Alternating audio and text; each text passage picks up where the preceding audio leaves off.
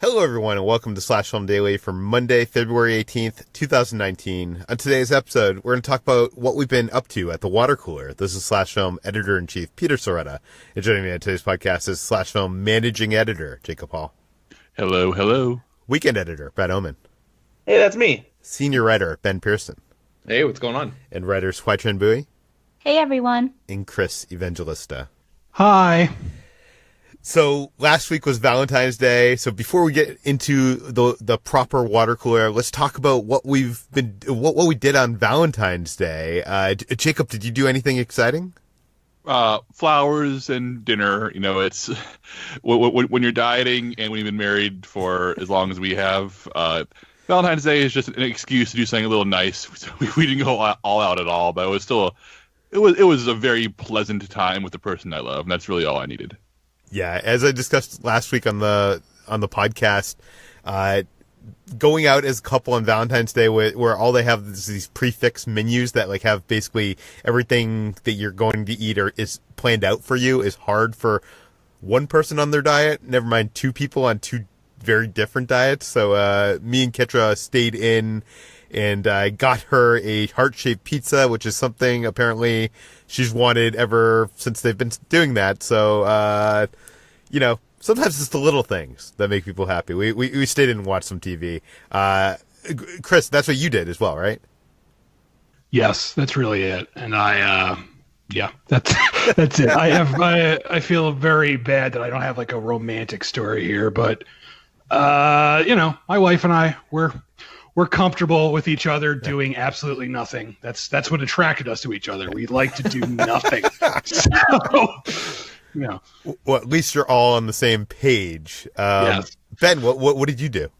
My wife and I went to this restaurant in LA called John and Vinny's, which is an Italian place. It's really good, but they basically make you get reservations a month in advance. Like I'm looking at their calendar right now, and for March 16th, which is almost a month from now, the only dinner reservation available is at 4:30 p.m. That's like the one slot that you can get right now. So it fills up all the time, basically. But we managed to get reservations, a month in advance for the Saturday after Valentine's Day. So it was good. We sort of got to bypass the crazy traffic that happens in LA on actual Valentine's Day and just celebrated it a couple days later. And the food at John and Vinny's is like out of this world. So it's great. Yeah, a bunch of my friends celebrate Valentine's Day with their significant other either the day before or the day after, just to avoid like all that kind of, raising the prices, prefix menus and all that stuff. And I think that's probably the smart way of going about it. And John and Vinny's, if you've never been there and you are in Los Angeles, it's amazing. Their pizzas, like they actually are the ones that cater like most of those like Oscar and Golden Globe parties and premieres with their pizzas are just incredible. HT, what did you do for Valentine's Day? I spent it with me, myself, and I. As the resident single person on this podcast, I just spent it with my roommate. We watched Miss Congeniality and drank wine, and I cuddled up with the only man I need in my life, which is my Jeff Goldblum blanket. So, yes, I definitely did probably about the same or less than Chris did. Not quite the romance that everyone else is experiencing. Brad, I know there's a lot of distance that separates you and your girlfriend this Valentine's Day, but how did you guys celebrate? Yes, we're not together for Valentine's Day. She will be here later this week to visit for my birthday, and we'll kind of make up for it. But we still wanted to do something for each other. Initially, we both just bought each other like a little gift to send one another. But both of us had some problems getting it to each other. Hers was delayed, and it wasn't going to get here on time, and mine ended up lost for a couple days, even though we ended up finding out that her neighbor picked it up because it was sitting out in the rain when it got delivered and she didn't want it to get ruined. So it was nice of her, but it ended up not reaching her until Friday when she went over there and finally met up with her neighbor and got the package. So that was good. But the way my girlfriend actually made up for not being able to deliver what she initially wanted to is she actually ended up outshining me completely and doing something really cute by getting my friends involved and my mom by having one of my good friends, Charlie, deliver me lunch from one of my favorite places here. And then my mom dropped by around dinner time and delivered me food from my favorite barbecue place that my friend Alex owns here in town. So it was really cute. She also sent me a little thing of balloons as well, like an adorable woman that she is. So we will definitely have fun celebrating a Valentine's Day with a nice dinner when she gets here, and going out for my birthday later this week too. So the key to Brad's heart is a nice meal. It really is. That's exactly why I'm always the one doing stuff in the what we're eating section. Yeah. By the way, I found I get a lot of packages from Amazon. Like I tend to be like one of those people who doesn't like going grocery shopping, so I'll just like order everything from Amazon. And I found that the Amazon delivery drivers, especially when there's bad weather, like in Los Angeles recently, there's been some rain, which I know to the rest of the country and world sounds like not bad weather, but it's unusual weather here. They will like mark something as delivered and then like deliver it like the next day that there's not bad weather. And it's like this frustrating thing because you freak out when you see like, you know, I get notifications like something's delivered and I like look and I'm like, did someone steal it? And then you go through like this range of emotions for 24 hours before it actually arrives. And, you know, you email Amazon and you're like, someone stole my packet. You know, it never got delivered. And they're like, wait until next week. If it's not here by next week, you know, email us then. Anyways, long way of saying if this happens to you, it seems to be very typical. It's happened to me like 4 or 5 times at this point. Jeez. Yeah.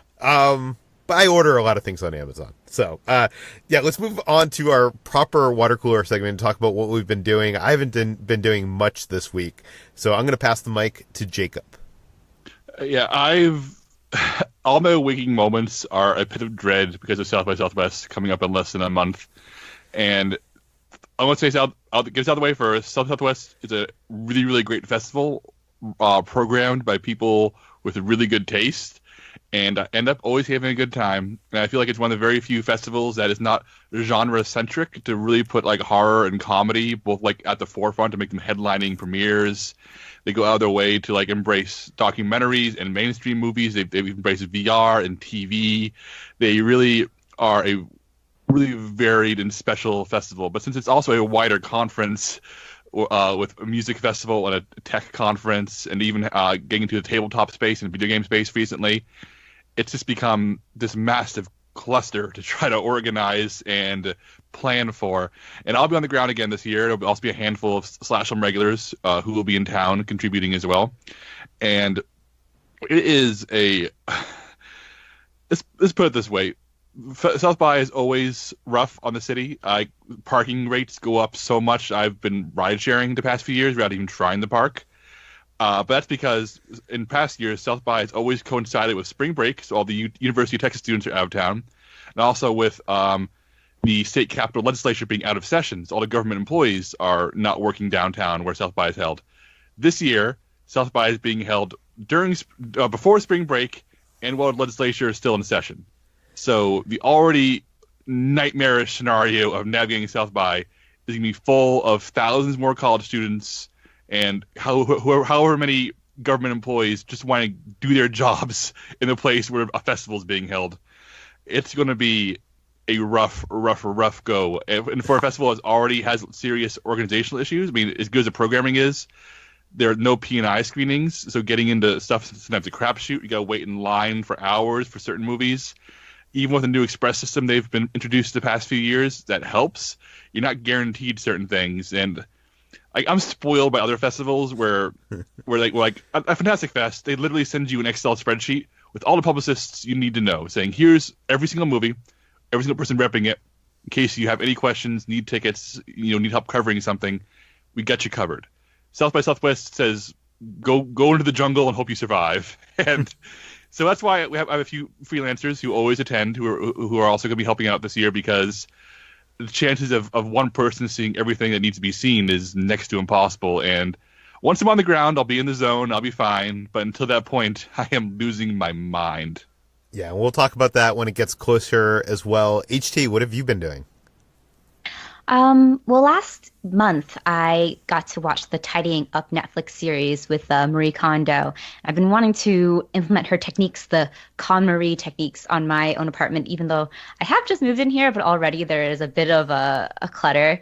So I wanted to do that, and I finally got to do that this weekend, or rather get started on it. I've just gotten through my clothes so far.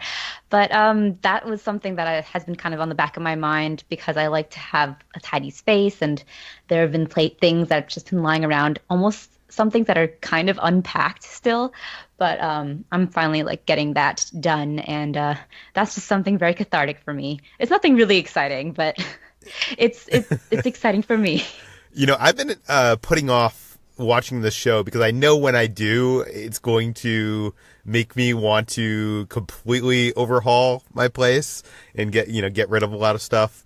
But while you are, tidying up and getting rid of the clutter, Brad is anticipating cluttering his place up with all the stuff announced this week. Brad, tell us about it. Yeah, so New York Toy Fair was over the weekend, and it's basically the biggest convention and like trade show for all the upcoming toys and collectibles that will be released from the various companies. And there was just a ton of cool stuff that was announced that I'll probably end up having to spend my money on at some point. Like there's some new Marvel Legends figures that are giving certain characters from the Marvel Cinematic Universe action figures for the first time, like Korg from Thor Ragnarok and Luis from Ant-Man. And then there's also some new Star Wars figures, including an even more detailed and bigger version of Darth Vader in the Black Series that comes with like better accessories and like actual designed like clothing, but not the kind of clothing where it looks weird on the figure, like when they sometimes make clothing for figures. I've never been a big fan of the Mego designs because I always thought the clothes looked odd on those kinds of figures. But the way they're doing it for this Darth Vader figure looks incredible. And there's like new Lego sets that are on the way, and like a bunch of new Funko Pops. We did a whole thing on the new Funko Pops that are coming last week, and we'll have a roundup of some of the cooler toys and collectibles coming from various movies and TV shows that we really like coming up on the site pretty soon. So it's going to be an expensive year. Yeah.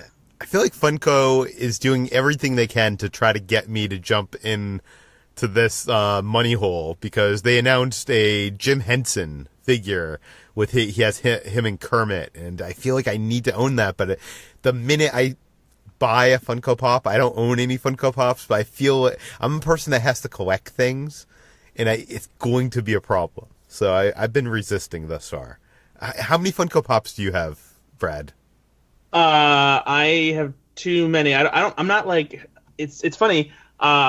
Every now and then I have a friend of mine who also like collects things but doesn't buy as many things. When he sees cool Funko Pops, he like sends pictures of them to me when he sees them in the store, and I'm most of the time I'm like, no, I'm not really into those or that one or anything like that, and I'm kind of picky about them. But I still have a lot. Like I want to say I have like maybe 75. Oh, wow.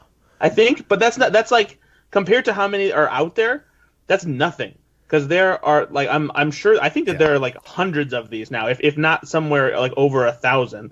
Oh, there's definitely in the thousands, especially with the variants and stuff. Yeah, because so it's ridiculous. So yeah, I'm very selective. Like it really takes. I usually go out of my way to buy like Funko Pops if it's the kind of thing that I know they're not going to make real action figures of, and it's like the only way that I can really like have a collectible like from that movie. Like for example, they made 2 Step Brothers Funko Pops of Will Ferrell and John C. Reilly, and so I immediately bought those because they're never going to make Step Brothers action figures. And I did the same thing with 21 Jump Street. I bought Jonah Hill and Channing Tatum in their white tuxedos for prom. So that and like Star Wars and Marvel are the things that like I usually focus on. Do you display all your Funko Pops together, or are they spread around your place? No, they're all spread around in different places. Like I have Crow and Servo from Mystery Science Theater 3000 up near my TV, so it's like they're as if they were watching the movie on the show. I feel like I want to collect the Funko Pop like director series, but they've already released a bunch of them so far in limited quantities, and they're already like going for hundreds of dollars on eBay. Like I think like James Gunn and Taika Waititi, and did the Guillermo del Toro one come out yet? Yeah, that's one is not difficult to find because that wasn't a limited edition one. Maybe I'll have to get into it because Jim Henson I think would fit into that batch, and that maybe that could be such a specific line of Funko Pops that it wouldn't become a problem with me. Maybe. I don't know. Okay, nobody's been reading anything this week, so let's move on to what we've been watching. I've watched a lot of stuff this week, so I apologize in advance.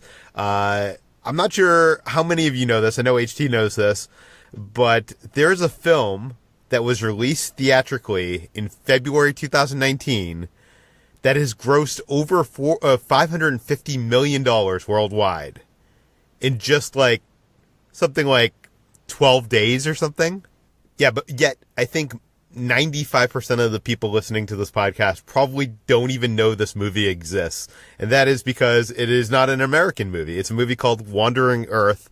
And this movie is playing at some local AMCs. I saw it at AMC in Century City with my AMC A-List. Or no, I saw it in AMC closer to my house in West Hollywood with AMC A-List. And it's basically China's first full-scale sci-fi blockbuster.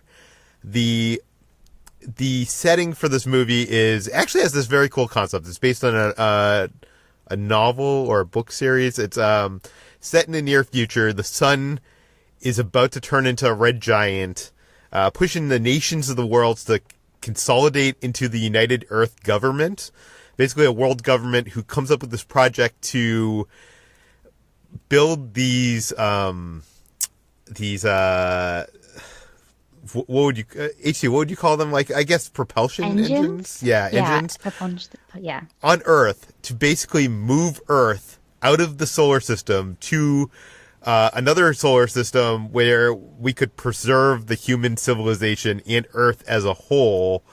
And while it's doing this, obviously moving away from the sun causes, tons of, catastrophic tides, and the rotation of the planet has to be stopped. So that causes madness on Earth. And like, we're all living in these underground cities that we've built. Now, I will admit, the concept of this is kind of very interesting, yet I'm not sure this is the solution for this problem. Like, it seems so much better to me, like, to build some kind of build spacecraft. If we were going to build all those engines, we could build like that many spacecrafts and have each one, house, hundreds, if not thousands of people from Earth, and have those people survive. Because even in this situation, many people die because not that many people can fit in these underground cities. Okay, anyways, I'm getting too nitpicky here. But this movie has some intense world building. And it's reportedly a $50 million budget, but it feels at times like 3 or 4 times that. It feels really big. Lots of visual effects, some of which is incredible, some of which not so much. It feels to me like someone in China watched a lot of Roland Emmerich movies and made this as a result. And I know this is based on a novel. I don't know much about that novel. There's some really cool conceptual and visual sci-fi ideas here, and but to me, it really does feel long. It's like a little bit over 2 hours. Weta made the spacesuits and exoskeletons and the weaponry, so all that looks cool. The movie kind of sets it up for sequels, and with it doing this kind of bananas business, I'm guessing we're going to get those sequels. If they do make those sequels, though, please, whoever's doing the subtitles on these movies, please do a better job, because I don't know who did the subtitles, but they go on screen so fast that it's even hard to like read the sentence before it's over. And I'm not like a person that doesn't watch subtitled movies. I like, people in my theater were like, there's like this old couple behind us that was like complaining about it throughout the entire movie. And I was like, okay, we get it. I mean, it's bothering me too, but now you're bothering other people who can't read it. HC, you also saw this film. What did you think of Wandering Earth? Yeah, I didn't have many expectations for this film. I knew that this was something that was really big in China. And when I went to the theater near me, there was a huge line of Chinese people just like snaking out into the lobby. So this is a big deal. And it stars one of the like biggest Chinese action Stars, who is in Wolf Warrior series and is a director in his own right. But this was like, when you actually compared this to a Roland Emmerich film, I had that exact same thought. This is Independence Day for China.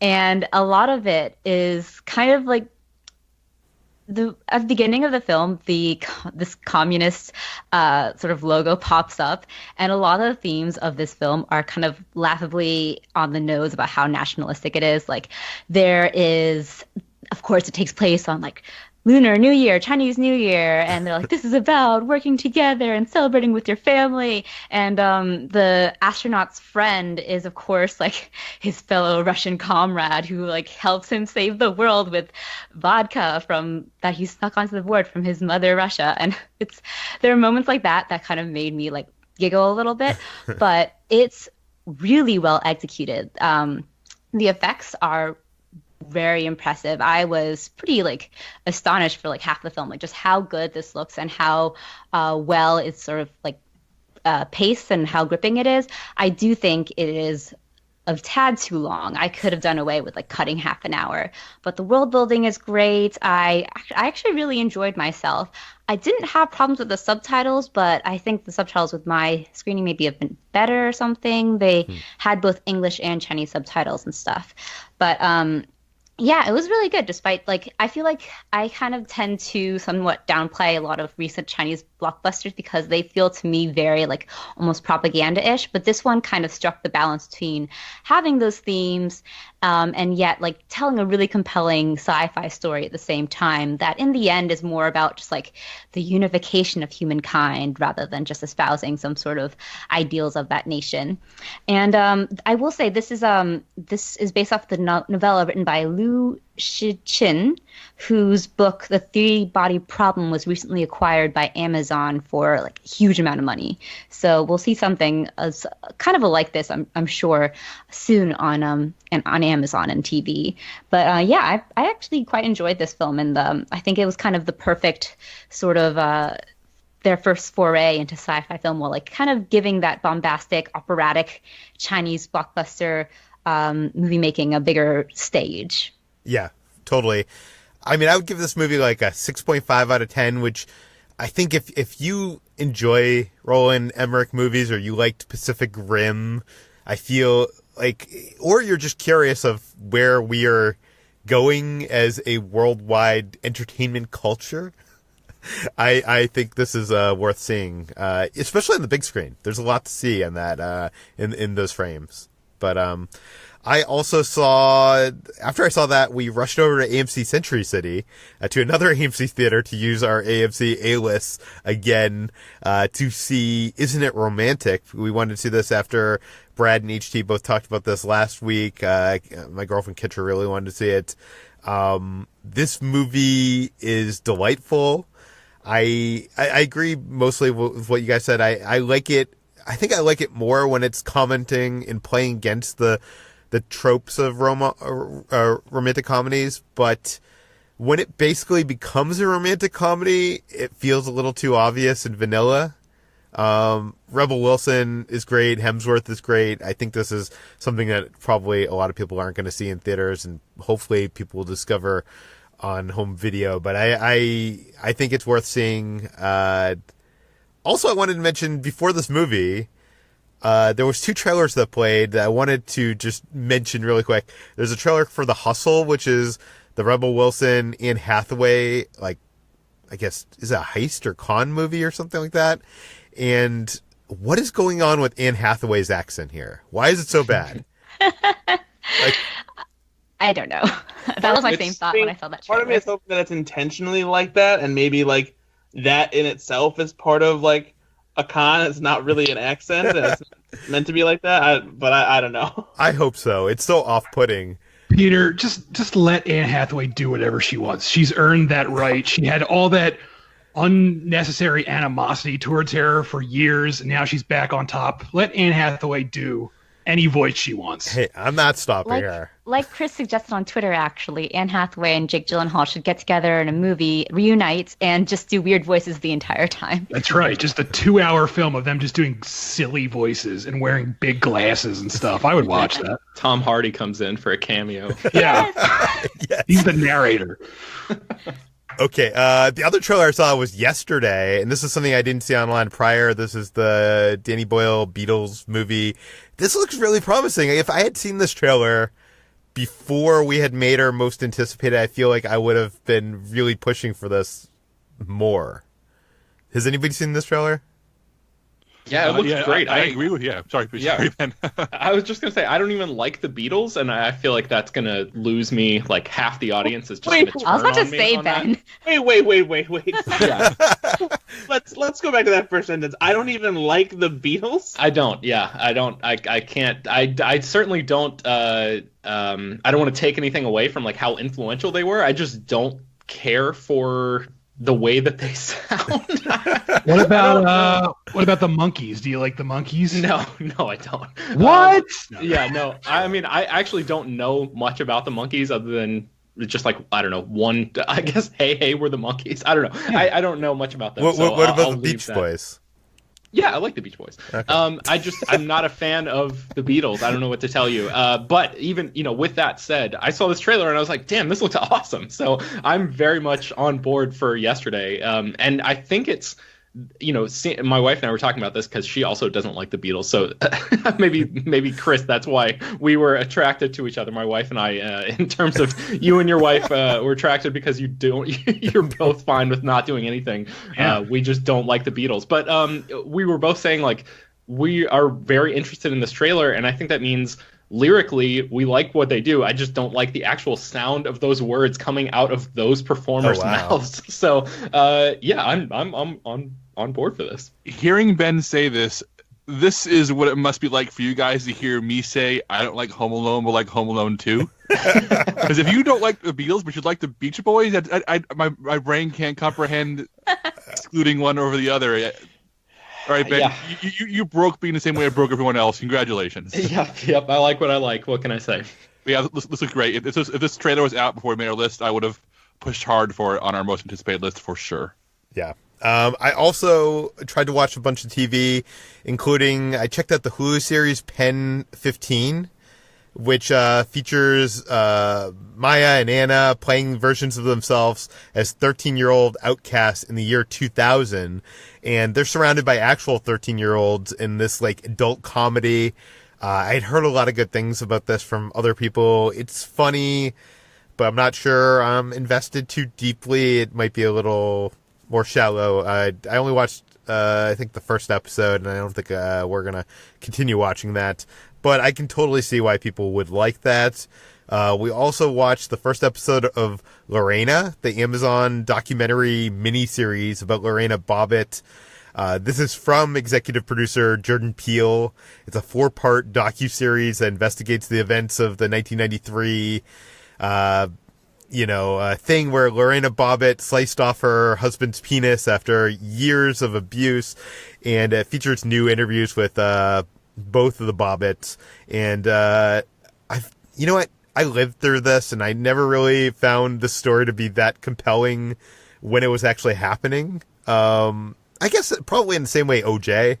And actually, I do feel like this doc is kind of a response to the OJ doc and the OJ series, because it feels like they're using this doc to explore bigger themes of abuse and stuff like that. And I mean, that's interesting. I only watched the first episode, which was kind of about the event that became a media three-ring circus.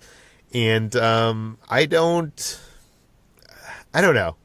I also don't appreciate, like, this documentary is the kind of documentary that will, without warning, show you graphic imagery, like a chopped off penis that's bleeding on the screen with no warning, which is kind of, I don't know. I feel like you need to give some warning. But I don't know. I feel like other people are going to like this, especially, and I'm sure it gets better. The first one is kind of the primer, and I'm thinking it's going to dive more into those themes that I was talking about. But I'm probably not going to watch that. My girlfriend Kitra was a little bit more compelled and is probably going to keep watching it. I also, in theaters, went and saw Fighting with My Family. This is the Dwayne Johnson produced movie that is about a woman who grows up in a pro wrestling family in Canada, and it's her and her brother are auditioning to be part of the WWE. And this is based on a true story where she ended up getting in and her brother ended up not getting in. And it's kind of about her rise to fame. And, all the events of this happened way after I stopped watching wrestling, so I don't really know anything about the true story. The movie itself really has like some rough edges. It feels like an indie film, but it has the broadness of like that kind of appeals to the masses. Like I think this film has like a 90-something% of Rotten Tomatoes, and you can see why. Like this really is surprisingly charming. I think it's a movie about pro wrestling for people who aren't pro wrestling fans. I have some friends who are pro wrestling fans who didn't like it that much because of what it kind of left out. It can be heavy-handed at times, but it's exhilarating like any sports movie is. And it's weird that this movie acknowledges that wrestling is fake, and it kind of goes through this process of them training to be her training to be a pro wrestler. But by the end of the movie, it almost feels like they're treating it like it's a real match where, the ending isn't decided upon in advance. Brad, I know you saw this movie at Sundance, and I don't think you had a chance to talk about it on the podcast. What did you think of Fighting with My Family? I really enjoyed it, actually. It's a solid underdog sports movie. It's without being quite as good as movies like Rocky and Rudy, it does have that underdog sports drama feel to it, with all these training montages and a character who is constantly facing adversity and struggles. It's pretty funny too. I really enjoyed it, but yeah, there is something odd about the ending about how, it's not a spoiler because everyone knows that, the wrestler Paige went on to become a champion wrestler in the Divas section of WWE and everything. But they do make it seem like, oh, is she actually going to do it? And it's like, yeah, of course she's going to do it. It's scripted. That's how this works.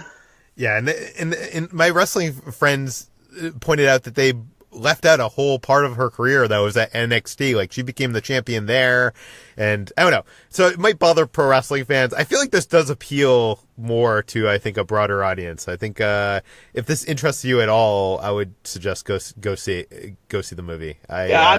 I'm not a wrestling fan at all, and and this was something that I definitely enjoyed. So it definitely hits with a broader audience than just wrestling fans. Yeah, and kind of like how Yesterday might work for a broader audience than just Beatles fans. I don't know, just throwing that out there. It'll hit Beatles fans and people who are just too crazy not to like the Beatles.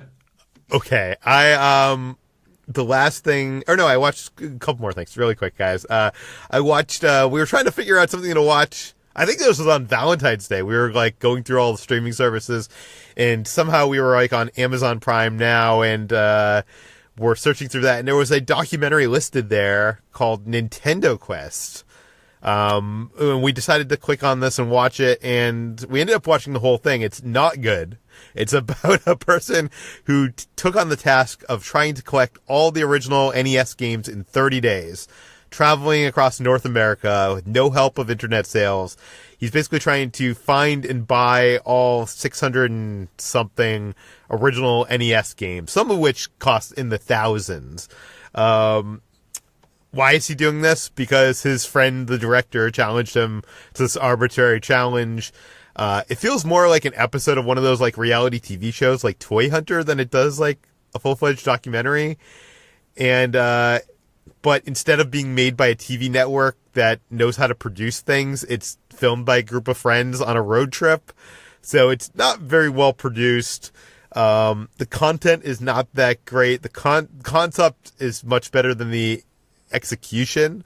Basically, if you can imagine a guy going to poorly lit and organized retro game stores across the country and trying to bargain with the owners or the teenage kid behind the counter, on the phone with the owner, that's basically what you're getting here. I don't know why we didn't stop this midstream, but I feel like at some point we were like, we need to find out if he actually completes this collection or not, because it was seeming like not.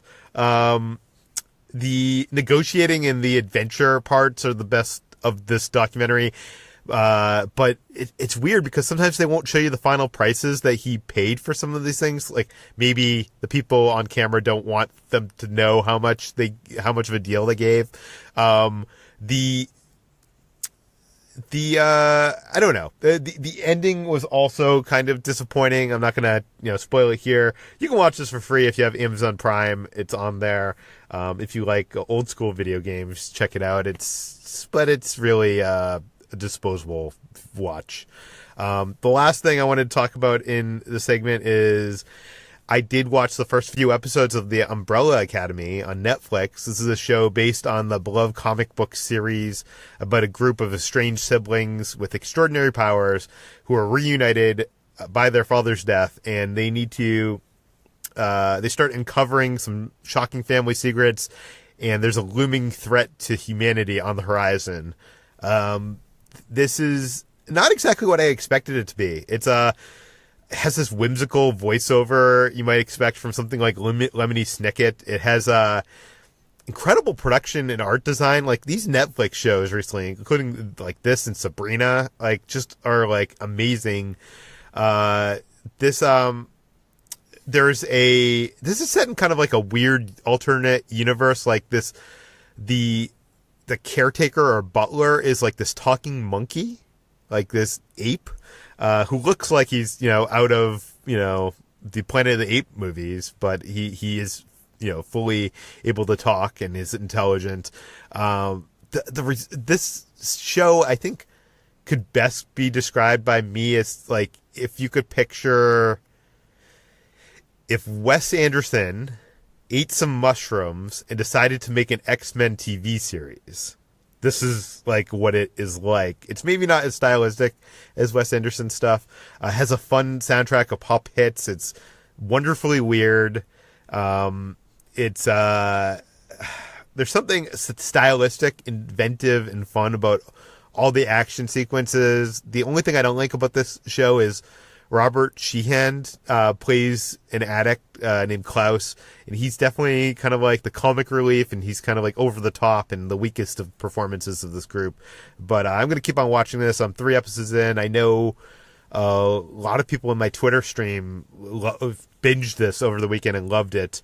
Yeah, I'm going to get there. I will get there. Jacob, what have you been watching? I went out first. I saw Alita Battle Angel on opening night, and oh boy, I don't even know where to begin. I like this movie, but I like it in the same way I like Jupiter Ascending and Independence Day Resurgence, in that I like to pick through the pieces of a giant mess that where all the individual components I really like, sort of in spite of itself. And man, this movie, I love the world of the movie. It was actually an improvement on the manga, which I've been reading and talking about on this show. I love the idea of, instead of being this grim dystopia, the futuristic cyberpunk world of Alita is very much this thriving third world city. It's has shades of Southeast Asia, shades of Cuba and South America.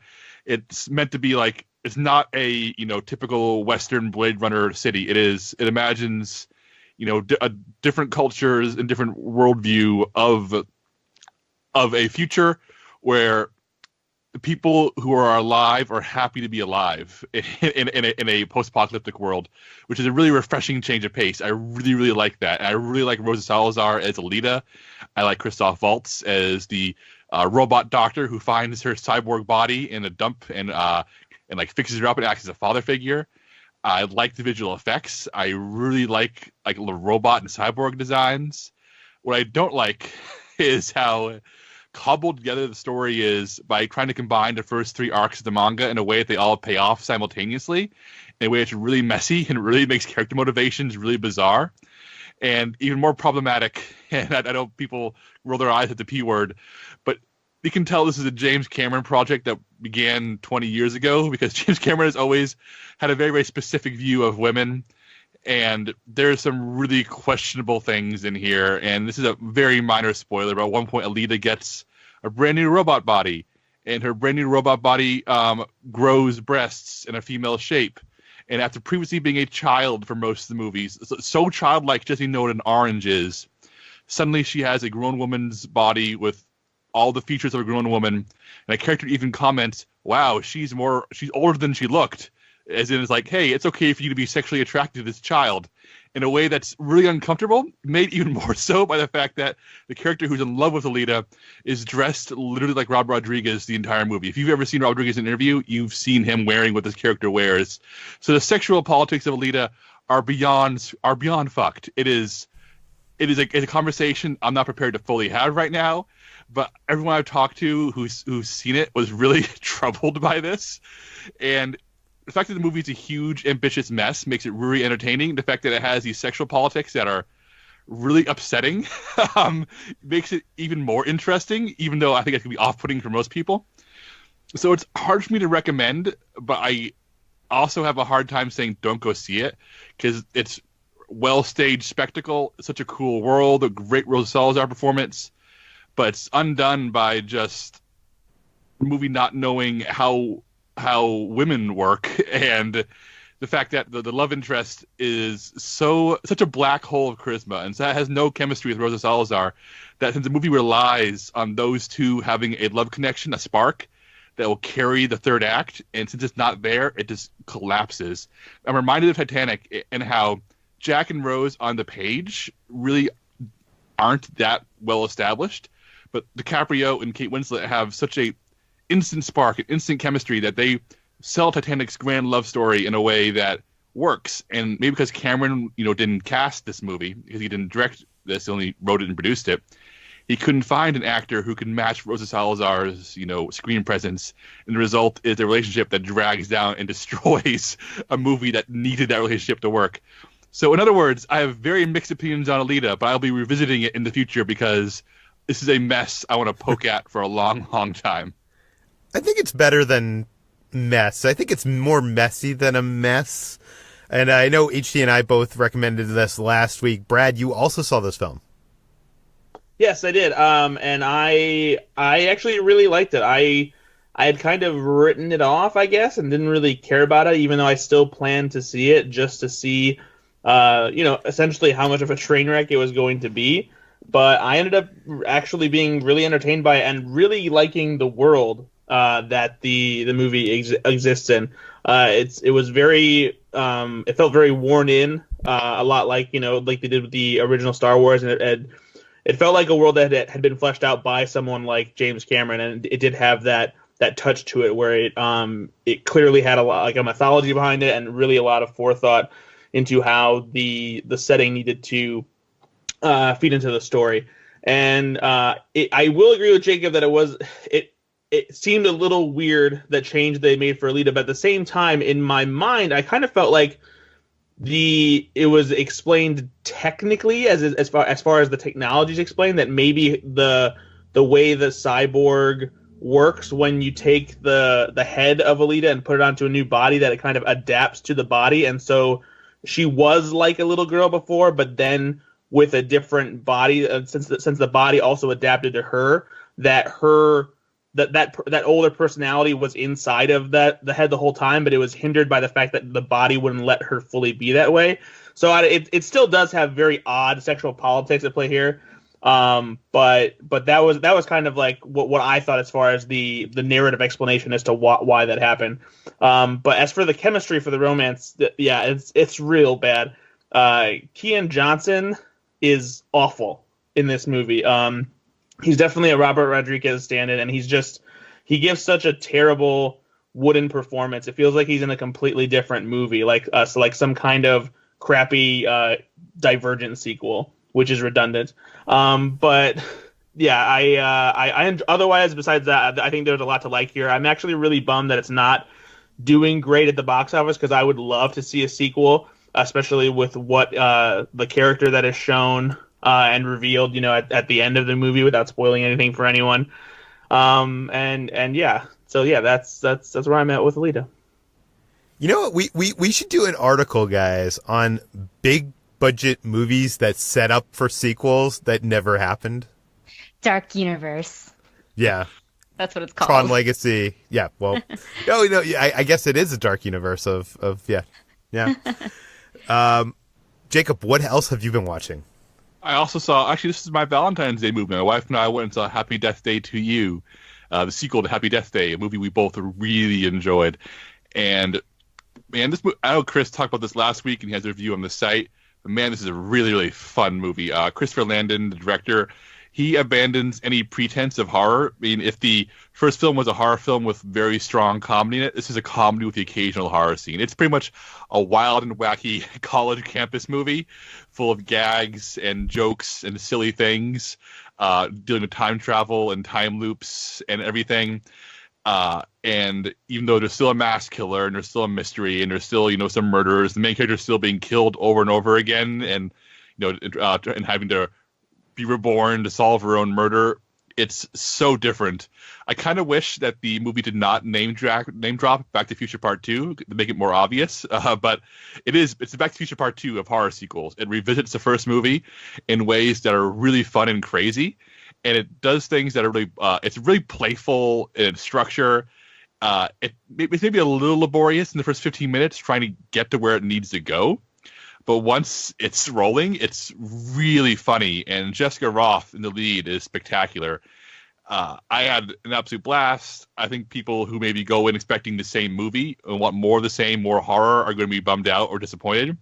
But if you just want, the little eccentric quirks of the first film expanded to be the entire film, this is very much a worthwhile experience. And Chris, do you have anything to add? I know we talked about this last week, but I wonder if you have any new thoughts on this. No, I mean, you definitely nailed it. I liked the first film, but I loved this. I just had such a good time with it. And Jessica Roth is so good. Like I said this already, but I can't understand why she's not a bigger star, because she's so good in this franchise. And I honestly think she should be getting like Emma Stone quality roles at this point, because she's that good. Especially in this film, where she has to go through a lot more of an emotional roller coaster. She nails like all of it, and I just want her to blow up in a big way, and hopefully she will someday. But I don't know. Yeah, there's a scene late in the movie I won't spoil, where she has a conversation with a character who means a lot to her, and I started going, "Oh my God, is Happy Death Day to You going to make me tear up?" Because it certainly did. It's a really interesting movie in that way. It managed to pull the right strings in ways that didn't feel too manipulative, even for a goofy comedy. My wife and I had a horror movie night for our first one in a little while, and we watched first on stream on Netflix Don't Knock Twice, a film from a few years ago from Welsh director Caradog W. James. And I remember seeing the trailer for this. I think I may have even written it up on Slash Film when it first hit.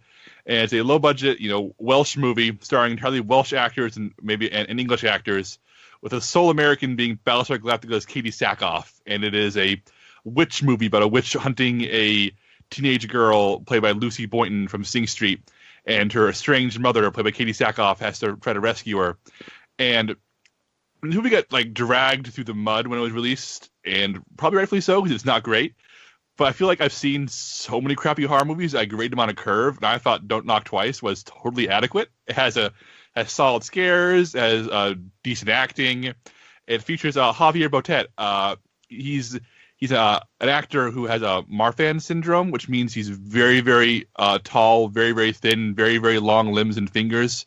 And even though it's a disease that gives people heart conditions, it can be very dangerous. He's used it to play all kinds of creatures and monsters. Movies like Wreck, The Conjuring 2. He was in It.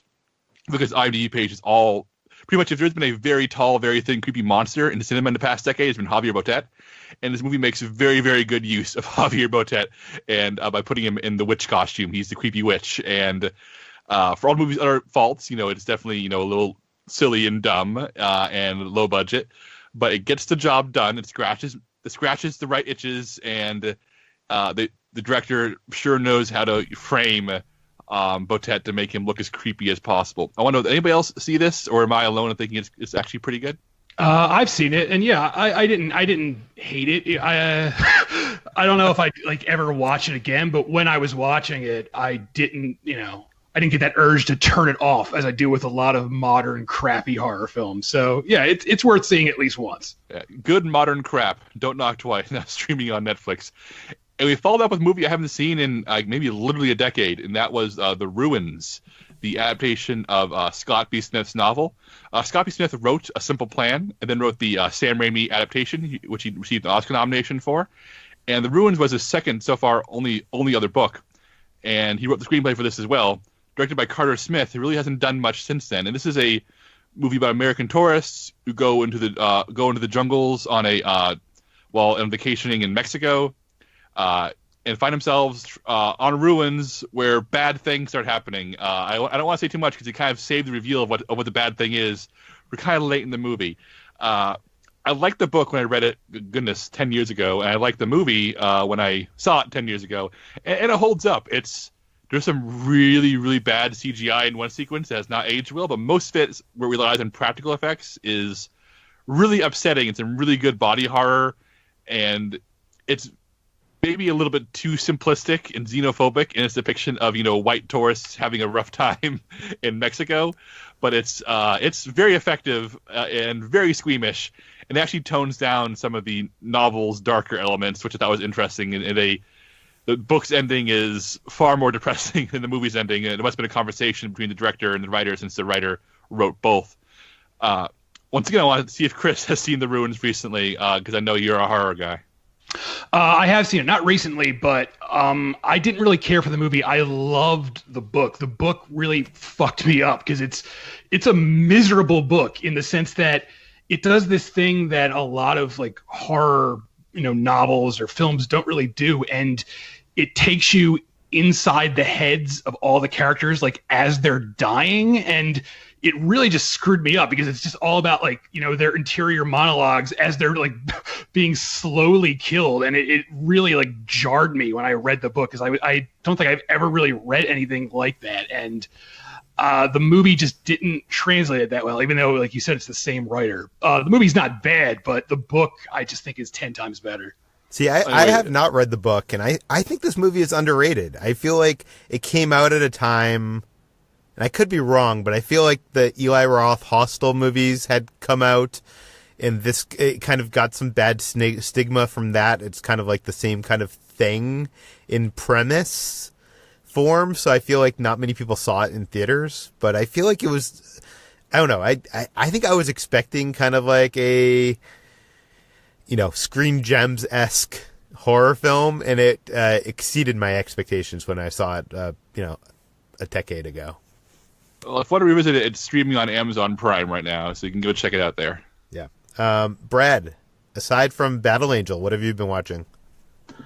So part of the plans that I made with my girlfriend on Valentine's Day included trying to watch something while she was babysitting her sister's 2 kids so that her and her husband could go out for Valentine's Day. So we had to watch something kid-friendly that was easily available for us both to watch, and we settled on Peter Rabbit, which is available on Netflix right now. And it was something that I wasn't necessarily excited to watch, but it was like, yeah, why not? I like Domhnall Gleeson. I like Rose Byrne. James Corden can be tolerable most of the time. And I was actually really surprised to actually enjoy this quite a bit. It's definitely got some goofier, kid-friendly slapstick elements to it. But it's not anywhere near as grating or terrible as something like Alvin and the Chipmunks or any of those sequels. It's actually pretty clever. There's a lot of good, dry British humor in it.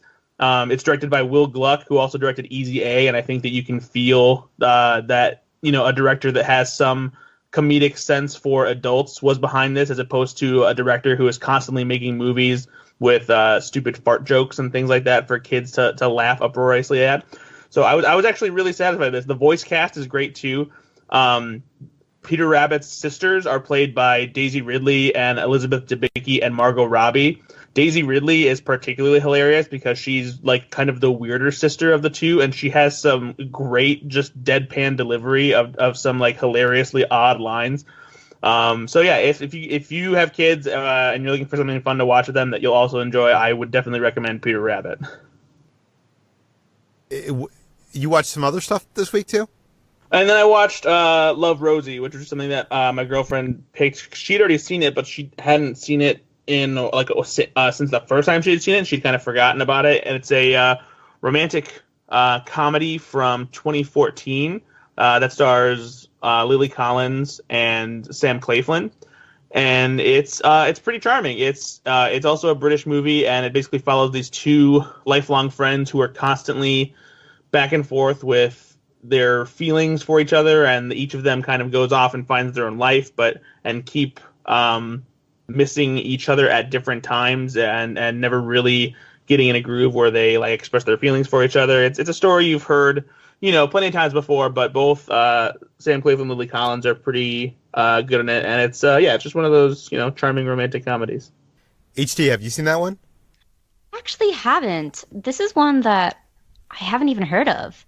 I'm not a big Lily Collins fan, so I haven't watched a lot of her movies, but you sell it well. Although I'm kind of anti-Sam Claflin just because, not for any good reason, just because, like, I have a vendetta against, like, the white male guy who often is chosen by Hollywood to be the next big blockbuster star, but is often lacking in some sort of charisma, although I know Brad is a fan of him, so I haven't seen enough of Sam Claflin's movies to make a good judgment.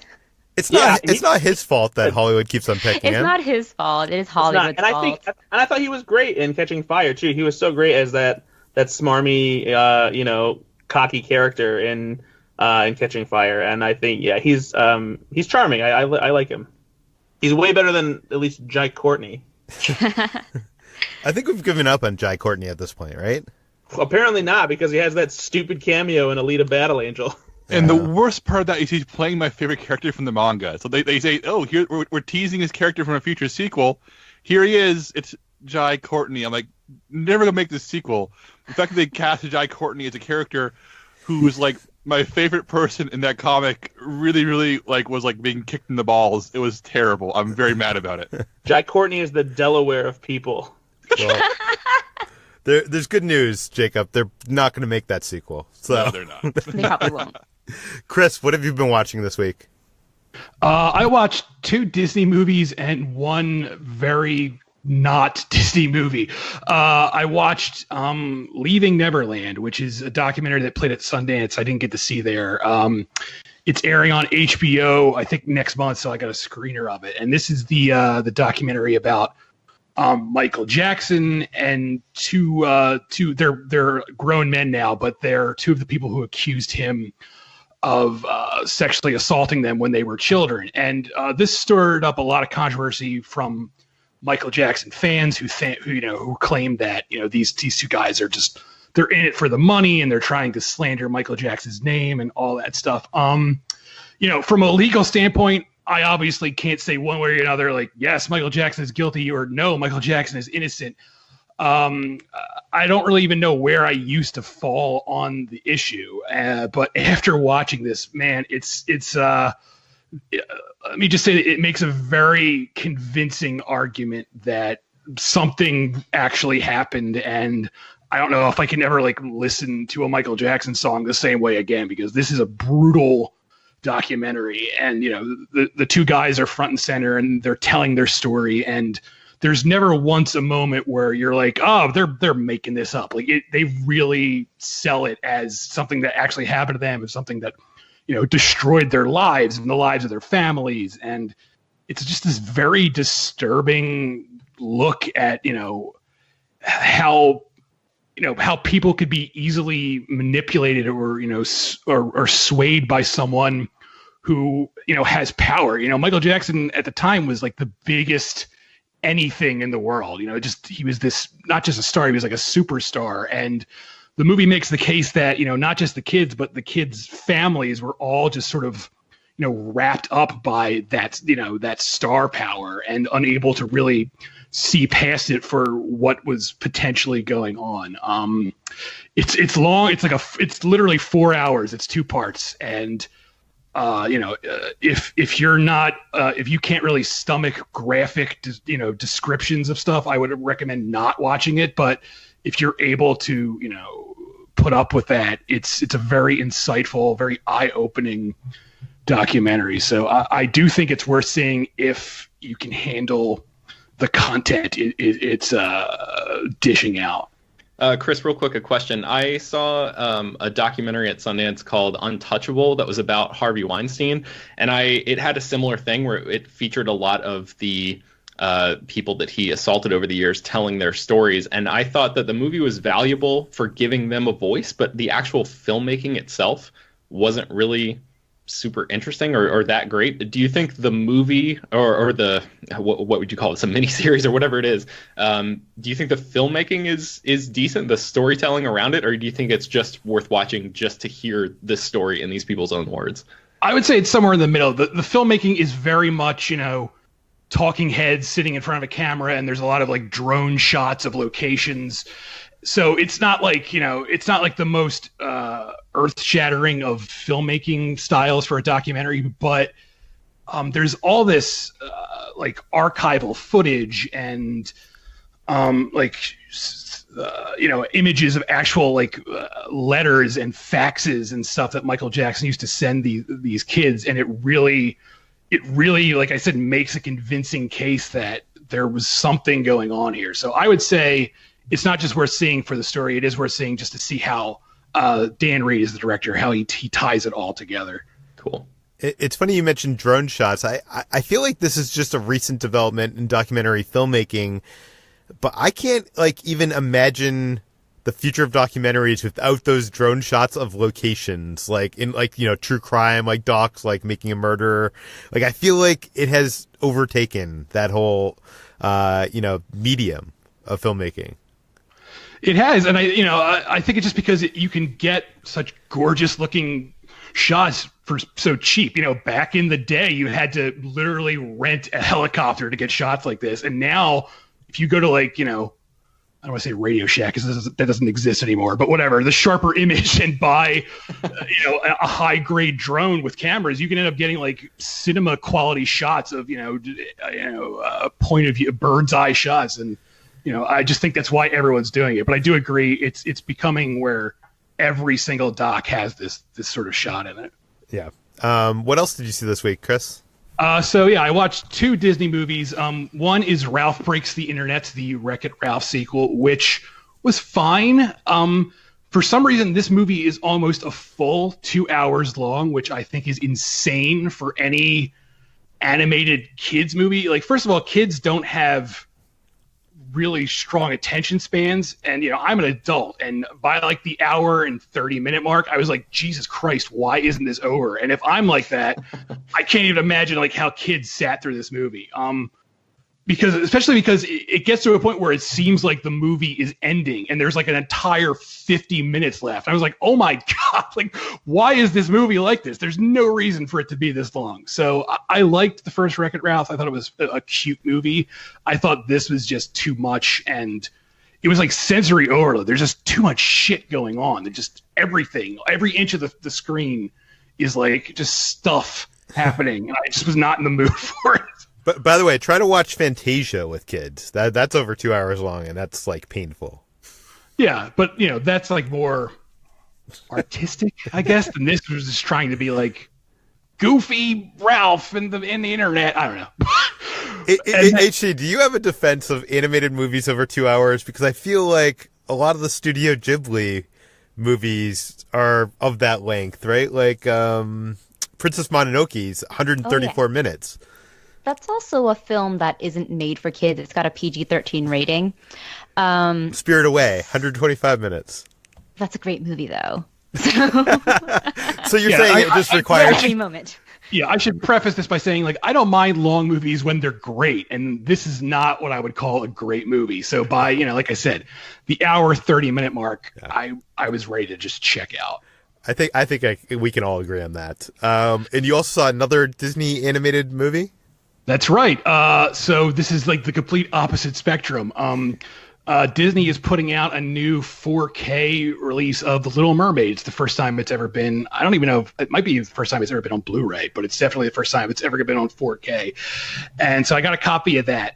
This is, of course, the film that kicked off what they call the Disney Renaissance, where Disney stopped pumping out Drek and started making like classic movies again. And this was, the beginning of that. And I hadn't seen this movie since I was a kid. Like, I saw it in theaters when it came out. It came out in 1989. So I saw it in theaters. I might have seen it like once after that on VHS, but I haven't seen it since then. And man, this movie holds up. It made me wistful for the good old days of Disney. Not that Disney doesn't make good stuff now. They have several things they've put out recently that I've really liked, but this is, first of all, it's hand-drawn animation and it just looks gorgeous. And it just made me wish we could get that again from Disney, like a feature that's hand-drawn. Because it's more, I don't know, not to besmirch computer animators, because I know a lot of work goes into that, but there's just something more special, at least to me, in knowing that, so many people sat down and drew this movie and colored it by hand. And that's just amazing to me. And, the songs are all great, and it's funny, and it's romantic, and it's 89 minutes long. So it's like night and day between this and Ralph Breaks the Internet. And they're both Disney movies, and they couldn't be more different, even though they both actually have, Ariel in them because she's in Wreck-It Ralph. But just watching this just made me feel really nostalgic for, those old Disney movies. Old in quotes, it's not. It's 30 years old, which I guess is old, but Chris is now considered a classic, which makes us all feel old. But whatever. It's 30 years old. It is older than me. Oh. Yeah. So I think that comes out on 4K next week. So if you haven't seen it in a while, like me, you should definitely pick it up, because it's one of those classics that really does hold up. How long do you think it's going to be until one of these big studios like Disney, DreamWorks, Pixar, Laika, I don't know, whoever makes animation at this point, like actually does a big budget hand-drawn animated feature film again? I wonder if Laika is the next one to do that, because they are bringing back stop motion animation, and that's a technique that's even older than hand-drawn animation in some senses. I feel like I remember reading this article years ago, I think when, the failure of Princess and the Frog happened, and they did these surveys of young children and what they thought of hand-drawn animation. And I think because they grow up with hand-drawn animation on like video, and then everything they've grown up with on the big screen is like computer animated, like the consensus was that they look down on hand-drawn animation as if it's a lesser art form, like it looks not as like that much not as good to their aesthetic because they've grown up, with Toy Story and those kind of things. So I'm just wondering how long it's going to take before there's enough nostalgia for hand-drawn animation to make it possible. And I hope it happens, in the next 10 years. I would like to see it happen. I know Pixar came out with their first hand-drawn animated short film today, which is on YouTube and is on slashfilm.com. You can check that out there. Ben, what have you been watching? I watched Russian Doll, which is the Netflix show. I think some of you may have talked about it last week, but this was created by Natasha Lyonne and Leslie Headland and Amy Poehler. This show is great, guys. I don't know if anybody else has not seen it yet, but maybe any listeners out there, if you have not seen the show, I would highly, highly recommend checking it out. It's only 8 episodes, and they're half-hour episodes, which is great. So you're only looking at 4 hours of stuff here. It's basically a Groundhog Day concept, but at the end of the 3rd episode, it introduces a wrinkle that I've never seen in that Groundhog Day formula before that is really, really compelling. I was into the show even before that, but that was sort of like the holy shit moment of this show. Like, oh man, I'm totally into whatever they're doing here, wherever they want to take me. I'm on this ride. Natasha Lyonne, she actually wrote and directed. She wrote several of the episodes and actually wrote and directed the final episode, which I think may be one of the best ones. It's certainly the most emotional. And I think She's great, man. I really want to see more stuff that she does. I'm not sure if I want to see more Russian Doll, because I've reading around a little bit, it seems like they have a couple more seasons in mind, and I just think it works so brilliantly as an 8-episode sort of one season and done kind of thing. But the music is really good. The all of the characters are great, and I mean not great like great people, but great that in the way that where you're like constantly mesmerized by them. And it seems like a fresh take on such a well-worn trope, which I didn't really think was possible in this form anyway. So I highly recommend Russian Doll, and that's on Netflix right now. I also watched I feel like I was duped into this next one. I watched a movie called Q, like the letter Q. I heard about it under an alternate title, Q, the Winged Serpent, which is from 1982. It's a monster movie that was written, produced, and directed by Larry Cohen, who's the guy who like wrote a lot of the Maniac Cop movies. I think he wrote Cellular, the Chris Evans movie from like the mid 2000s. So this movie came out on, I think Shout Factory put it out on Blu-ray in 2013. And I remember that was when it was first, it's sort of like, I remember Film Twitter talking about it and several people being like, oh man, this is like a hidden gem kind of thing. And I just had it on my radar ever since then, like, waiting for the opportunity to see this film. And it came up on Showtime. I have Showtime, so it was just like cycling through the channels there, and you can check it out on Showtime if you have a subscription there. You can like search for it through their on-demand networks and stuff. But this movie, it's not very good. It was the budget is $1 million, and it came out in 1982. It feels like a super low budget movie. It's basically about.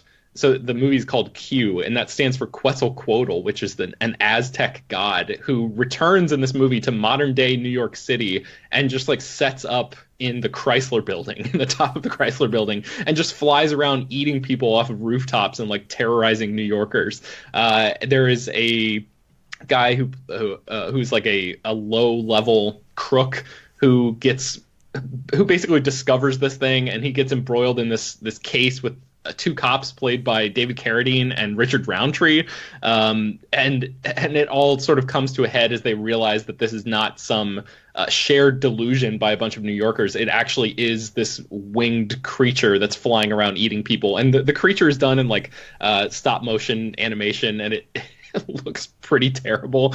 I mean, I don't know. I was just watching this, like waiting for there to be some sort of like I don't know, some sort of interesting angle here where that would justify people talking about this movie in the reverent tones that I remember them talking about it. And I just that moment never came for me. So has anybody else seen this movie or heard of it? Q is awesome. It is so good, Ben. You're crazy. And the special thing is that it's about a winged serpent living on the Chrysler Building. What more do you need? I have a quick anecdote. There's a documentary called Citizen Cohen, which is all about Larry Cohen and his amazing career. And he tells the story that when they were filming this, they went up on the real Chrysler Building and shot real machine guns off it for a scene, and they didn't tell anyone. And so like the cops were called. It was like in all the New York papers that they basically had this like terrorist act by trying to film this movie by shooting machine guns on top of the Chrysler Building. Wow. Larry Cohen makes very unboring movies, and I feel like whether you think they're good or bad or something in between, I go something in between. I've never seen a movie with Larry Cohen's name on it that I thought was useless. I think everything he's touched has been interesting or worthwhile or entertaining in some way. I will certainly say it wasn't boring. I'll give it that. I just don't know if it was fully my cup of tea. But anyway, you can check that out on Showtime if you're interested. And the other thing I was going to add is Larry Cohen provided the story for Cellular, but the person who actually wrote Cellular is Chris Morgan, and I think that was his big break before he got involved in the Fast and Furious movies. Oh, cool. That you actually love. Yeah. Okay, so next up I saw a movie from 1944 called Murder, My Sweet, which is a film adaptation of Raymond Chandler's book Farewell, My Lovely. And I read that book, sometime last year. And it was a little too twisty for its own good, I thought. Maybe a little too dense. The hard-boiled film noir stuff. That was like, Chandler helped popularize that genre. So this certainly has that. And, as somebody who had read Farewell My Lovely, I was interested to see how that translated into a movie. And the answer is much better than it works as a book. I think Dick Powell stars here, and he plays Philip Marlowe, who is Chandler's like main private detective character. Humphrey Bogart plays Philip Marlowe in The Big Sleep and a couple other things. And there have been several people that have played Marlowe over the years. And I think I've only seen, I don't know, maybe like Elliot Gould played him in The Long Goodbye and The Big Sleep may be the only times that I've seen Marlowe on screen except for this movie. And I thought Dick Powell did a really, really great job stepping into this really famous character. I think actually technically The Big Sleep came out after this, but still Bogart is like the, when you think of Philip Marlowe on the big screen, you think about Humphrey Bogart. But I think Dick Powell, his version of this character, who is like this guy who's always willing to take a punch and then just get back up and keep going and find the truth regardless of how many beatings he takes throughout the movie. He brings a certain physicality to the part that I don't think Bogart ever had, and I love Bogart's portrayal of that character. But Powell just brings a different shade to him, and I think this movie works really well. It's a sort of a classic film noir in all of the stylistic devices. It's got the shadows and the femme fatale and all of that, the classic hallmarks of the genre. And I think, like I said, it sort of streamlines the story and takes out a couple of the plot developments from the book that I thought made it a little bit too unnecessary, a little bit too confusing. So anyway, I would certainly recommend Murder My Sweet, and I think you can find that on iTunes right now if you're interested. And then finally, I watched just this morning, I watched White Heat, which is from 1949. It's directed by Raoul Walsh, and it stars James Cagney. I talked, I think, last week about watching The Public Enemy, which was the first James Cagney movie that I ever watched. This is another one of Cagney's most famous movies. This is another gangster film from Warner Brothers. It came out, like I said, in the late 40s, and it's widely considered to be like one of the best gangster movies ever made. And watching it now, talking about movies that hold up, I mean, this one holds the hell up. It feels so modern in almost every conceivable way. Like the look of it is gorgeous. The pacing, I mean, this thing just flies. James Cagney, who plays a psychotic criminal who is like obsessed with his own mother, and he leads this gang, and I mean there's like train robberies and jailbreaks and all sorts of like insane. It's every sort of, it's basically like 1949's equivalent of today's action movie, and it's really, really good. So I would definitely recommend checking that out too. It's called White Heat, and that one is also on iTunes. Man, Cagney, I'm so impressed by him as an actor, and I'm embarrassed that it's taken me this long to sort of get around to checking out some of his filmography, but I'm really looking forward to getting into some of his lighter work too, because he's so like vicious and he can snarl and really feel like a dangerous person on screen. But I know he's also widely known as like a song and dance man in the movies, and I haven't seen any of the stuff that he's done in that regard yet, because I know that he was like a famous dancer, or famously was a dancer as well. So I'm looking forward to see him, do something that's a complete 180 from a lot of the tough guy stuff that he's been doing, or that I've been watching lately.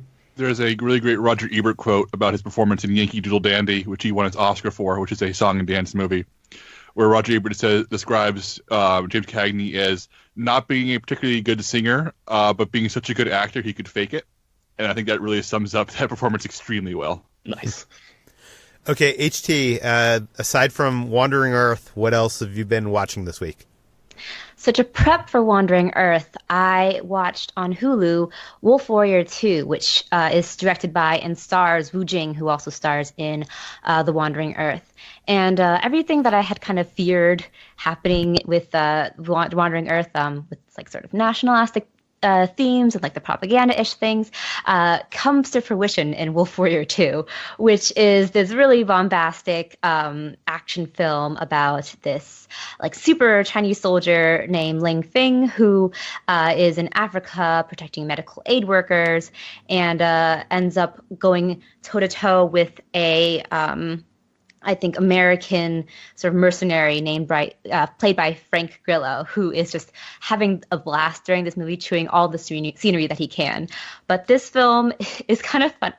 It's a little bit laughable in the way that it just kind of is really reductive in its treatment of like African characters. It's like they're very like, oh, save us to like the Chinese soldiers, and in the way that it treats the American military too, it paints it as being very corrupt. And at one point, this Chinese American doctor who the Ling Feng runs into is like, I called the embassy, they'll save us, the American military will be on their way. And he's like, I saw them flying away, or I saw them sailing away. I saw a Star-Spangled Banner as well. And it was so funny to me, the way that it's just so overtly anti-American.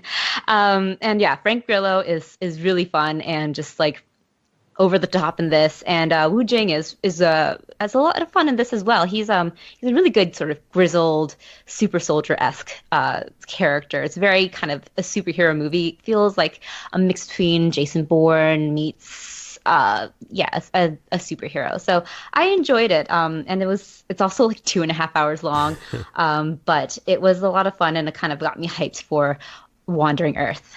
HG, I have a question about this. Yes. I've seen my fair share of Chinese action movies and Chinese, thrillers at Fantastic Fest especially. And I can't remember the name of the movie, but there's one in particular where it's a very, very straightforward, like, revenge action movie about a guy who's stranded in a small town and battles a bunch of locals for some reason and manages to escape. And there's no reason to go back to go kill the bad guys until he's, like, on the road away, meets a character he's never met until this moment. The character has a conversation about how China never gives up and how China is great and China's about doing the right thing. And then that character leaves the movie forever, and he has a surge of patriotism and goes back and kills the bad guy. So I'm curious if there were any particularly out-of-place surges of Chinese propaganda in this one that are worth acknowledging. They always make me laugh. Like I definitely think it was the part where he was teaching the American doctor about how the American military actually sucks. And he's like, yeah, I saw a group of ships just leaving the harbor, and I think I saw a Star-Spangled Banner amongst them. So that was really funny to me. That should be a list of the best Chinese propaganda moments that come out of the blue in Chinese action movies. Exactly. That would be a fun list. Yeah. I also saw,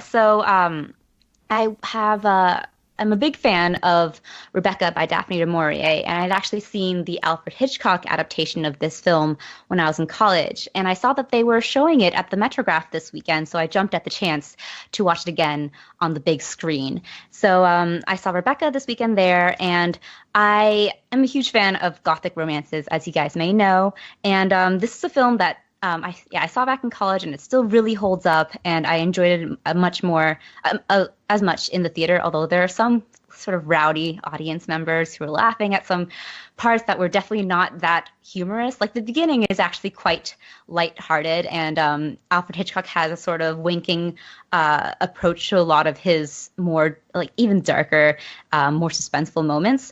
But there are some moments where like they were laughing at like the camera choices that were very much of the time and very kind of overt, but something that isn't meant to be laughed at. So I was annoyed by that, but I really enjoyed seeing it again and in a theater. And while I have kind of become very familiar with the Gothic hallmarks, and I remember watching Phantom Thread and seeing a lot of those parallels in Rebecca, I actually noticed upon rewatch that there were more parallels to Gone Girl than I had realized. So this was really interesting for me to kind of notice, in that both of these stories center around these self-possessed women who mold themselves to these societal ideals and end up being twisted into like those monstrous versions of themselves by the crushing pressures of patriarchal values, and in the end become the villains. And I thought that was really interesting that this was kind of the template for that in a way. Rebecca was a template for Gone Girl, and in the end, it's interesting that like how of the time Rebecca is, because it is about a woman who is not what she seems, and she is much more manipulative and scheming than she appears, and as opposed to being the perfect woman that Joan Fontaine's character imagines her as, but in the end, her worst sins are that she's an adulteress. And Gone Girl definitely takes that and kind of runs with it and turns her into a full-blown psychopath, which I found really fascinating. So I really enjoyed watching Rebecca again, and Laurence Olivier and Joan Fontaine are great in it. Joan Fontaine in particular gives, I think, a very modern performance. In films from the 1940s, as Rebecca was, those performances tend to be very kind of theatrical, but Joan Fontaine gives something of a modern performance in that she plays a timid character and kind of really goes into it with her posture and her mannerisms, and I found that really fascinating. Judith Anderson, of course, is amazing as Mrs. Danvers, and it's not my favorite Hitchcock film. It's interesting too because it's Hitchcock's first foray into Hollywood filmmaking. Before that, he was making films in Britain, and as he went over to Hollywood, this was his first big flick, and he remade a bunch of his other films later on. So it doesn't quite have all the hallmarks of Hitchcock's style, but there is something of it there. And I liked watching it too now because I was able to separate myself more from the book, which I really adored, and not like compare it the entire time. So Rebecca. And I also watched on Hulu as well this anime series called Code Geass. So Hulu recently added a bunch of new anime series. They're really building their anime catalog, and a lot of these are sort of more classic series. I say classic, but really they're from like the 90s and early 2000s. Code Geass was something that I remember running when I was into anime, like really into it at the time, but I kind of missed the boat on it. So I decided to check it out this time around and see why it was such a big deal. It was like one of the more popular ones in the early 2000s. And I could see why. It has it's set in this sort of post-apocalyptic alternate universe in which Japan has been sort of conquered by something called the Britannian Empire, which is kind of a stand-in for America and like Europe and UK and stuff. So the people have been starting a revolution against the Britannians and everything, and there's that political intrigue and the themes of terrorism and sort of all of this schemes and everything. And at the same time, it also has mechs, like mecha robots and everything, as well as high school shenanigans. So with all three of those present in this anime, that's something that's kind of a formula for a successful anime. And I could see why it was such a big hit. It's not exactly my cup of tea. I generally don't tend to really like mecha animes that much. But it's really well written. It's really well done so far. And the animation style reminds me a lot of some of my favorite animes when I was in the early 2000s, like Dean Angel and Tsubasa Chronicle. So it's on Hulu now. It joins other shows like Outlaw Star and Fairy Tail. So if you want to check those out, please do. Very cool. Let's move on to what we've been eating. I haven't been eating anything really that interesting this week. I do want to say that I did finally get Chalk Zero's coconut chocolate bark, which is basically like these chocolate squares that have like pieces of coconut in it to like, give it more flavor than just being, dark chocolate. And these things are like 120 calories per the whole, it's a huge square. And I think it has like 3 grams of net carbs. So if you're looking for something that's low sugar and, tastes really good, you like chocolate and you like coconut, I would highly recommend Chalk Zero's coconut chocolate bark. I'll put a link in the show notes. Jacob, how has the struggle been going?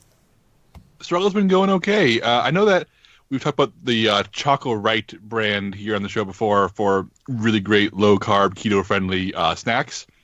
And I've had the crispy caramel ones in your recommendation. I know you said you didn't like the peanut butter cups. Well, no, I think they're fine. I think I like the Slim Fast ones better.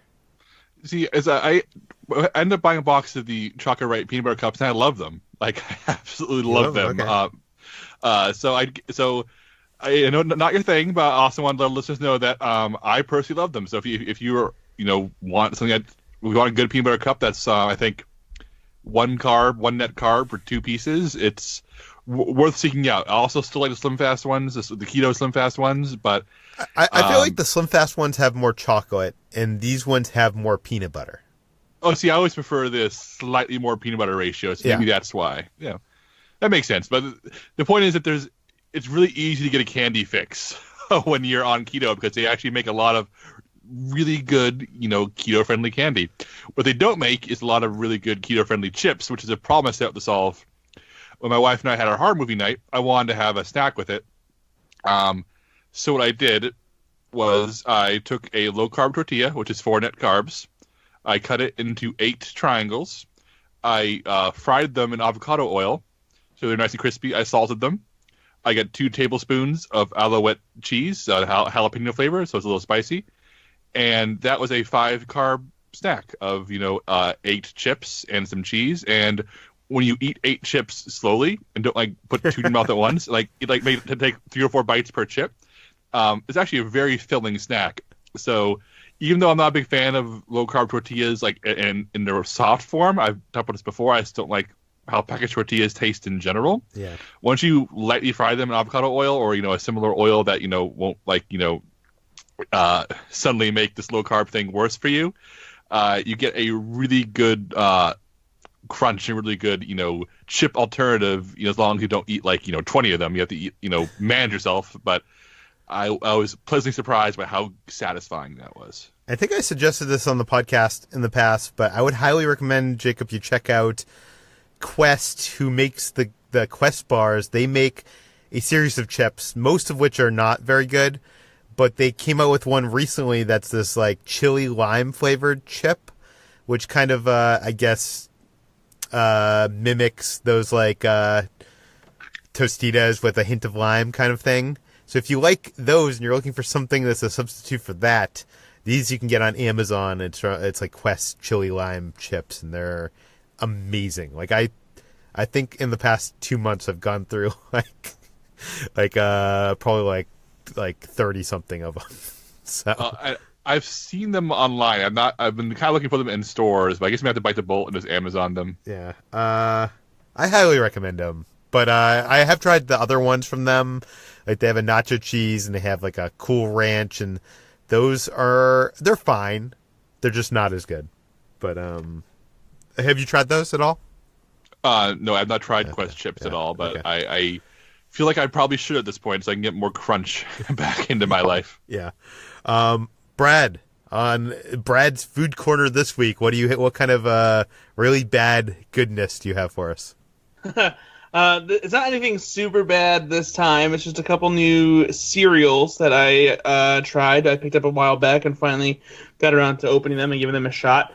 One of them is Fruity Lucky Charms, which is I believe it's a limited edition one that you might have to search out before it leaves shelves. But it's exactly what it is. Instead of the normal Lucky Charms pieces that go along with the marshmallows, these are fruit flavored. And they basically taste like Trix, just with Lucky Charms marshmallows in them. The fruit flavor isn't quite as strong as Trix is, but it does have a similar, just general fruity flavor where you can't really pinpoint a specific fruit, despite the fact that Trix has fruit shapes. So yeah, it's just a general fruity flavor with the mix of Lucky Charms marshmallows. I don't know if I just haven't had Lucky Charms in a while, but it seems like there's just too many marshmallows in it now, and it was kind of overpowering mixed with the Lucky Charms. But the fruit flavor did mix it up a bit, and I think I did enjoy this a little more than regular Lucky Charms. But maybe that's just me because I like fruit flavored cereals a little bit more than just the regular cereal flavor. And then another one that I tried is Strawberry Rice Krispies, which is another limited edition one. And that one was actually supremely disappointing. The strawberry flavor is really bland, and I like so much that I actually would just prefer eating regular Rice Krispies even without sugar on them. Like the strawberry flavor is so weak that it was just really bland. I originally was thinking about maybe trying to mix them with banana cream Frosted Flakes, which I had mentioned last week, I believe. But honestly, I just don't think it's worth it because the flavor just isn't there, and they were They were really disappointing. They maybe I'll give it a try and make like Rice Krispies treats with them and see if that's something that works out a little bit better. But as a cereal, it was pretty disappointing.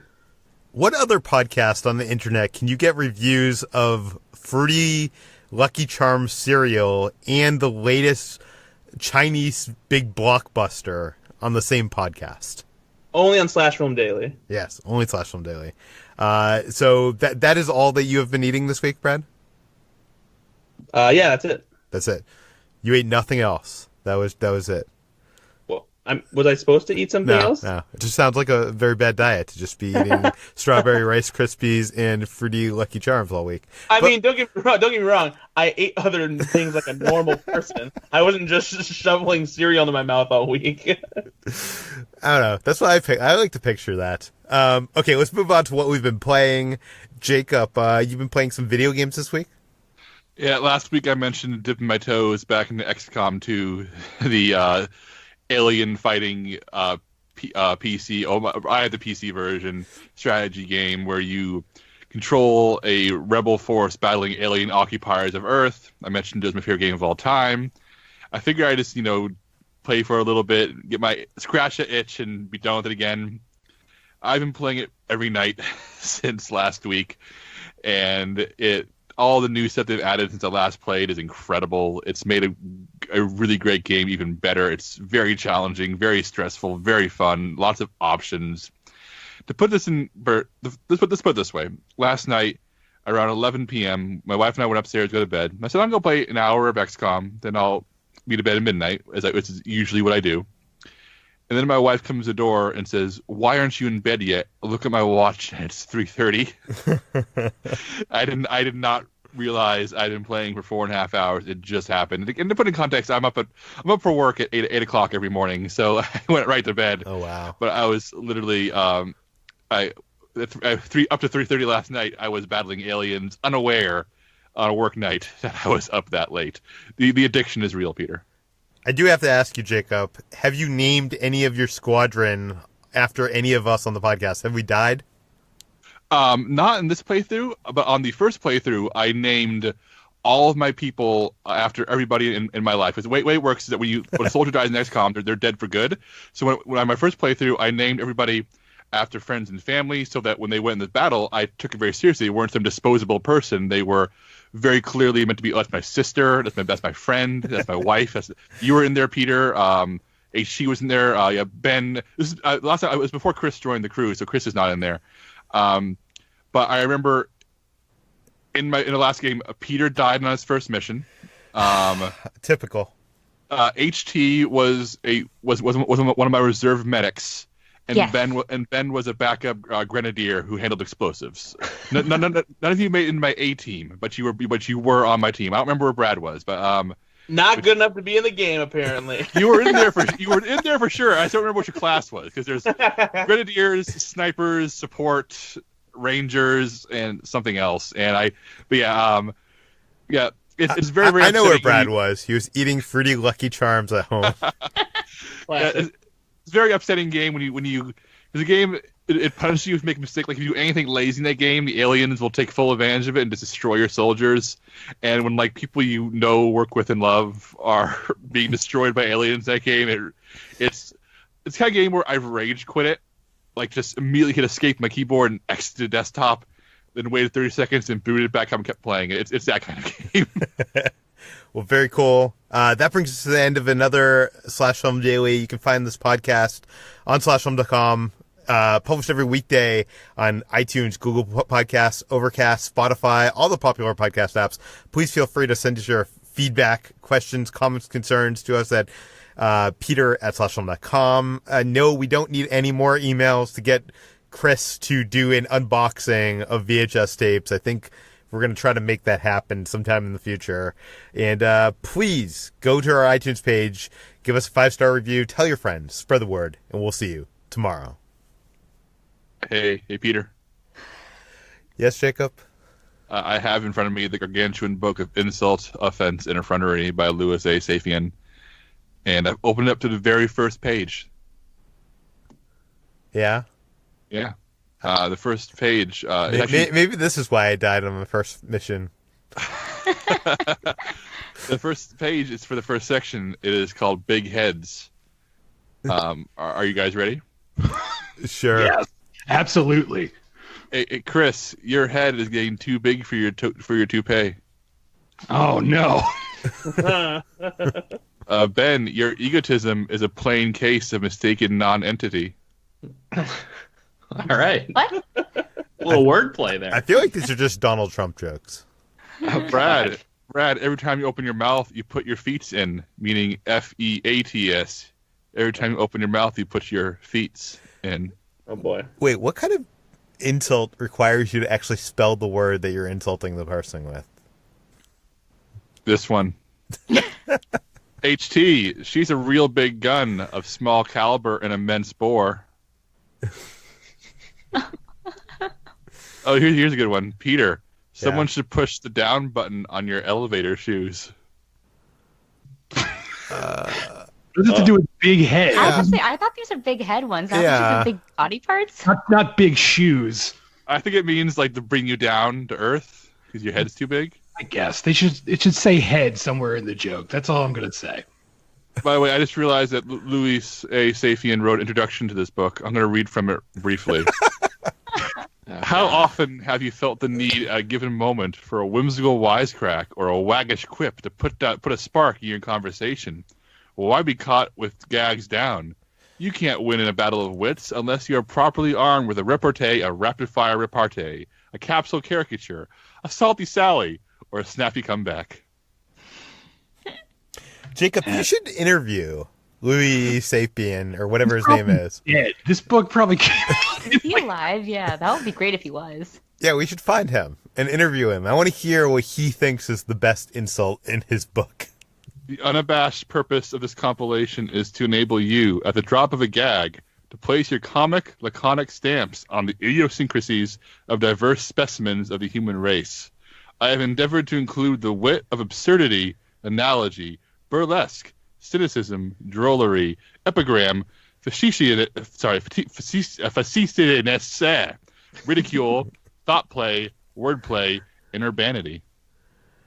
It also says, I wrote this for the one person on Earth who will ever read it. You, Jacob Hall, reading this right now. Oh my God, don't say that.